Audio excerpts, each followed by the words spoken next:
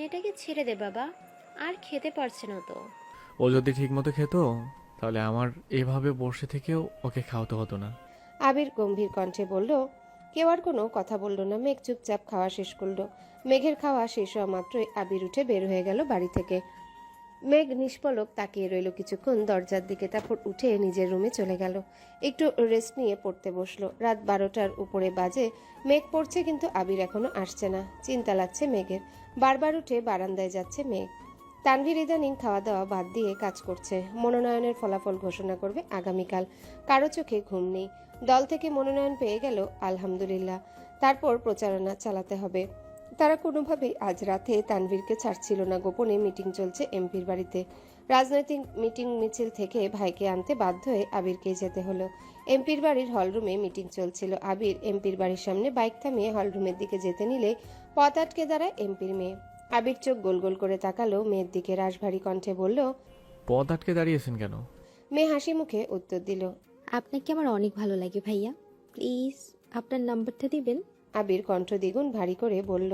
আপনাকে তানভীর বলেনি আমি একজনকে ভালোবাসি? মেয়ে এই কথা পাত্তাই দিল না। হাসতে হাসতে উত্তর দিল। আমি তো তানভীর ভাইয়ের কথা বিশ্বাস করিনি, উনি আমার সাথে মজা করছেন। আবির গম্ভীর কণ্ঠে বলল। তানভীর সত্যি কথা বলেছে। মেয়ে এমনভাবে হাসতে যেন মনে হচ্ছে আবির যোগ বলছে। আবির এবার দীর্ঘশ্বাস ফেলে রাগান্বিত কণ্ঠে বলল। শোনো মেয়ে, এই আমিময় আবির অন্য কারো মালিকানায় বন্দি। আমার জীবনের অস্তিত্ব জুড়ে শুধু তার রাজত্ব চলে। এমপির মেয়ে অবিশ্বাস্য চোখে তাকালো আবিরের দিকে। কোমল কণ্ঠে বলল। আপনি সত্যি সত্যি কাউকে পছন্দ করেন? আবির সহসা বলে উঠল। সে আমার পছন্দ বা ভালো লাগা নয়। মেয়েটার চোখ টলমল করছে। এটা দেখে আবির এবার বিরক্তি নিয়ে বলল। শোনো, আমি শুধু তোমার মোহ।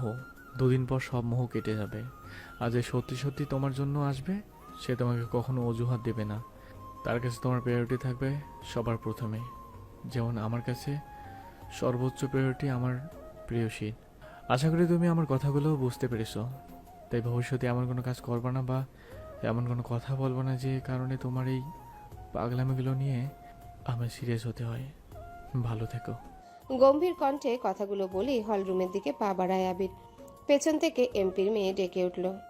সরি ভাইয়া, আর কখনো এমন হবে না, প্লিজ। আব্বুকে কিছু বলবেন না প্লিজ। আবির মুচকি হাসলো। মেয়েটা যে তার কথা বুঝতে পেরেছে এতেই ভালো লাগছে আবিরের। হলরুমে ঢুকে সালাম দিল এমপিকে। আবিরকে দেখে হ্যান্ডশেক করলেন এমপি। হাসি মুখে জিজ্ঞাসা করলেন। কেমন আছো আবির? আবির স্বাভাবিক কণ্ঠে বলল। জি আলহামদুলিল্লাহ, আপনি কেমন আছেন? এমপি এবার চিন্তিত স্বরে বললেন। আলহামদুলিল্লাহ ভালো, তবে নির্বাচন নিয়ে একটু ঝামেলায় আছি। তা তোমার কোনো দরকার ছিল? আবির ঠান্ডা কণ্ঠে বলল। আসলে তানভীরকে নিতে এসেছিলাম। এত রাতে কিভাবে যাবে এই জন্য। এমপি আবারও হাসি মুখে বললেন। মিটিং শেষ, খাওয়া দাওয়া করে চলে যাও। আবির বলল। আমরা খাবো না, অনেক রাত হয়ে গেছে, অন্য কোনো সময় খাবো। এমপিও আর জোর করলেন না। আবির তানভীরকে নিয়ে বের হলো বাড়ি থেকে। বাইকে আবিরের পিছনে চুপচাপ বসে আছে তানভীর। অনেকটা পথ যাওয়ার পর তানভীর ভয়ে ভয়ে বলল। ভাইয়া, এমপির মেয়ের সাথে দেখা হয়েছিল? আবির বলল। হ্যাঁ। তানভীর আস্তে আস্তে বলল। তাকে কি বুঝাতে পেরেছো? আবির গম্ভীর কণ্ঠে বলল। আমার বোঝানো তো বুঝিয়েছি, কিন্তু সে কতটা বুঝেছে সেটা এখন মূল বিষয়। তানভীর এবার অভিযোগের স্বরে বলল। আমি কি করব বলো ভাইয়া? কোনো দরকার এমপির সাথে দেখা করা, গুরুত্বপূর্ণ মিটিং সবকিছু এমপির বাড়িতে হয়। আমার দেখা যায় প্রতিদিন অন্তত পক্ষে 2-1 বার এমপির সাথে আসতে হয়। আর এই মেয়ে যেন বসে থাকে কখন আমি আসবো, দেখলে ছুটে আসে, তোমার কথা জিজ্ঞেস করে। আমি কতবার বলেছি তুমি একজনকে পছন্দ করো, বিয়ে ঠিক। মেয়ে কোনো বার্তাই দেয় না। আমি এড়িয়ে গেলেও মেয়ে পতারকে দাঁড়ায়। এমপির চোখে এটা পড়লে আমাকে কালারিং বানাবে, ভাববে মেয়ের সাথে আমার কাছে চলে। তখন তো ঝামেলা আমি ফাঁসবো, তাই তোমাকে বলেছে। একদমে কথাগুলো বলল তানভীর। আবির স্বাভাবিক কণ্ঠে বলল। সমস্যা নেই, মেয়ে আশা করি আর কিছু বলবে না তোকে। তুই তোর কাজে মনোযোগ দিস। এর মধ্যে বাসায় চলে আসছে দুজন। প্রায় রাত 1:30টায় আবির বাড়িতে ঢুকলো, বাইক নিয়ে পেছনে তানভীর। আবিরকে দেখে মেঘের চিন্তিত মলিন মুখটা তৎক্ষণাৎ জলজল করে উঠেছে। সেই 12টা থেকে অপেক্ষা করছে আবিরের জন্য। বারান্দায় দাঁড়িয়ে আকাশের তারাগুনে শেষ করে ফেলেছে মনে হয়, কিন্তু আবির আসছিল না। মেঘ দীর্ঘশ্বাস ফেলে প্রফুল্ল মেজাজে দেখতে লাগলো আবিরকে। বাসায় ঢুকার আগ পর্যন্ত যতটা দেখা যাচ্ছিল তারপর চুপচাপ শুয়ে ঘুমিয়ে পড়ল। সকালে আবির রুম থেকে বের হয়ে করিডোর থেকে নিচে তাকালো। ডাইনিং টেবিলে মেঘ নেই। এত রাত করে ঘুমানোর জন্য মেঘ সকালে ঘুম থেকে উঠতে পারেনি।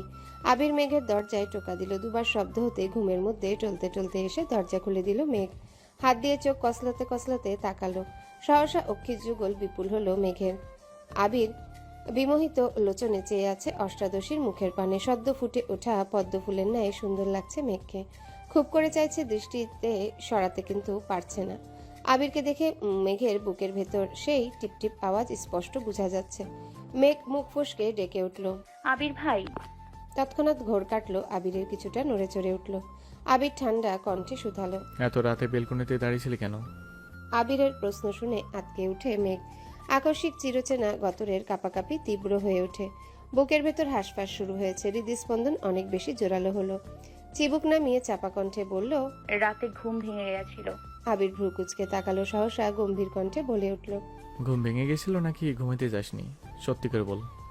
আবিরের সামনে দাঁড়িয়ে মিথ্যা কথা বলার সাহস অষ্টাদশীর এখনো হয়নি। ভয়ে ভয়ে বলল, ঘুম আসছিল না। আবির এবার ভ্রু নাচিয়ে শুধালো। কেন? মেঘ আর কিছু বলতে পারছে না। মনে হচ্ছে কথা আটকে আসছে গলায়। কোনো আওয়াজ বের হচ্ছে না মুখ থেকে। আবির শ্বাস ছাড়ে ভারী স্বরে বলল, কি হলো? আবিরের ভারী কণ্ঠে চুপসে গেল মেঘ। বিড়বিড় করে বলল, আপনার জন্য। আবির তীক্ষ্ণ দৃষ্টিতে তাকায়। কয়েক মুহূর্ত নীরব থেকে কণ্ঠ 3 গুণ ভারী করে বলল, কেন মেতেছি ধ্বংসের খেলায় মেঘ? কখনো অনিশ্চিত ভবিষ্যের পেছনে ছুটবি না। নিজের লক্ষ্য স্থির না করলে জীবনে কখনো সফল হতে পারবি না। আবিরের এত কঠিন কথাগুলো মেঘের মাথার 3 হাত উপর দিয়ে গেল। কিছুই বুঝতে পারল না সে। চিবুক নামিয়েছে গলায়। ওষ্ঠ উল্টে গাল ফুলালো। আবির সূক্ষ্ম দৃষ্টিতে দেখছে। আবার রাগান্বিত কণ্ঠে আবির বলে উঠল, এখন যে সময় কাটাচ্ছিস সে সময় আর কখনোই আসবে না। আজে বাজে চিন্তা বাদ দিয়ে পড়াশোনায় মনোযোগ দে। মেঘ এবার বুক ফুলিয়ে শ্বাস নিল। ধীর কণ্ঠে ডাকলো। আবির ভাই। সহসা আবিরের তীব্র রাগ বিলীন হয়ে গেছে। ভ্রু কুচকে শান্ত চোখে তাকালো অষ্টাদশীর দিকে। অতঃপর মৃদুগামী কণ্ঠে শুধু বলল, হুম। এই হুতে যেন এক আকাশ সম ভালোবাসা, আবেগ, অনুভূতি মিশে আছে। মেঘ অতর্কিতে তাকালো আবিরের অভিমুখে। এই মোহঘোর মেশানো শোনার জন্য মেঘের আমৃত্যু আবিরকে ডাকতে ইচ্ছা হচ্ছে। মেঘ সারা জীবন আবিরের কানের কাছে ঘ্যান ঘ্যান করবে।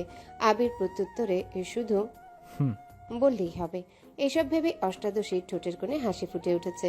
আবির পুনরায় গম্ভীর কণ্ঠে বলল, কিছু বললি? আবিরের কণ্ঠে মেঘের অনিন্দিত কল্পনাদের অবসান হলো। 1 সেকেন্ডে গায়েব হলো ঠোঁটের কোণের মিষ্টি হাসি। চিবুক নামালো আবিরের মুখের থেকে। অষ্টপুট নেড়ে নম্রভাবে বলল, আবির ভাই, আপনি একটু তাড়াতাড়ি বাসায় আসবেন প্লিজ। আকস্মিক কথাটা বলে ফেললো মেঘ। কিন্তু এরপরই শুরু হলো কাঁপাকাঁপি। বুকের ধুকপুকানি বেড়ে যাচ্ছে। আল্লাহ জানেন আবির ভাই থাপ্পড়ি দেয় কিনা। সহসা 2 হাত নিজের দুগালে রাখলো মেঘ। আবির ধমক দিতে নিয়ে মেঘের এমন কাণ্ডে কপাল কুচকালো। ঢোক গিলে রাগ গিলে সহসা চাপা কণ্ঠে বলল, কেন? অষ্টাদশী গালে হাত রেখে কাপা কাপা কণ্ঠে বলল, আপনি বাসায় না ফিরলে আমার ঘুম আসে না। কথাটা বলেই 2 চোখ বন্ধ করে কপাল কুচকে দাঁতে দাঁত চেপে ধরল মেঘ। আবির প্রশস্ত নেত্রে চাইল অষ্টাদশীর দিকে।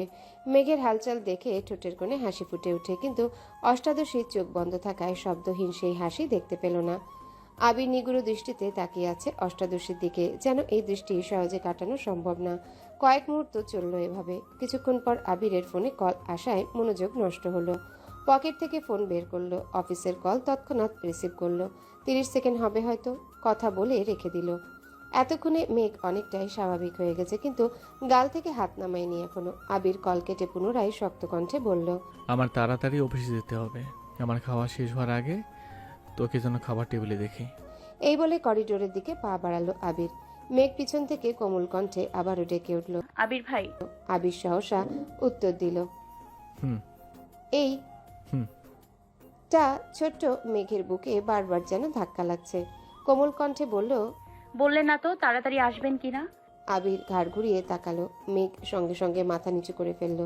আবির কিছুটা গম্ভীর কণ্ঠে বলল, আসতে পারি যদি তুই আমার কথা মানিস।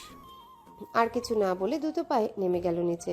আবির এত সহজে মেনে নিয়েছে ভেবেই মেঘ খুশিতে আত্মহারা হয়ে যাচ্ছে। দ্রুত ফ্রেশ হয়ে চুলগুলো ঠিকঠাক করে হুটুপুটি করে নিচে নামতে লাগলো। হাসি মুখে এসে বসলো আবিরের বিপরীতে। একবার দেখলো আবিরকে। প্লেটের দিকেও তাকালো, কিন্তু ততক্ষণে আবিরের খাওয়া শেষের দিকে। মেঘ খাওয়া শুরু করতে করতে আবির খাওয়া শেষ করে উঠে ফ্রেশ হয়ে অফিসের উদ্দেশ্যে চলে যাচ্ছে। মেঘ এক মুহূর্ত তাকিয়ে রইল আবিরের দিকে, তারপর স্বাভাবিক হয়ে খেতে শুরু করলো। আবিরের এত কথার মধ্যে হুম।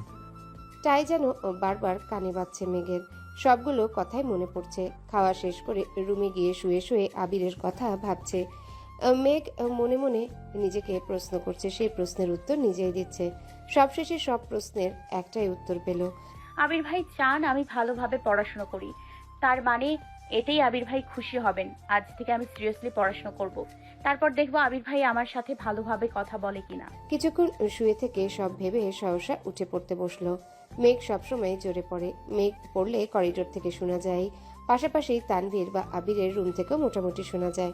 গোসল, নামাজ, কোচিং, টিউশন সবকিছু সময় মতো করছে মেঘ, যেন আবির আর রাগ দেখাতে না পারে। কি সব ধ্বংসের কথা বলল, এসব কঠিন কথা যেন আর শুনতে না হয়। আবির যেন সর্বদাই কোমল ভালোবাসা মিশ্রিত কণ্ঠে হুম।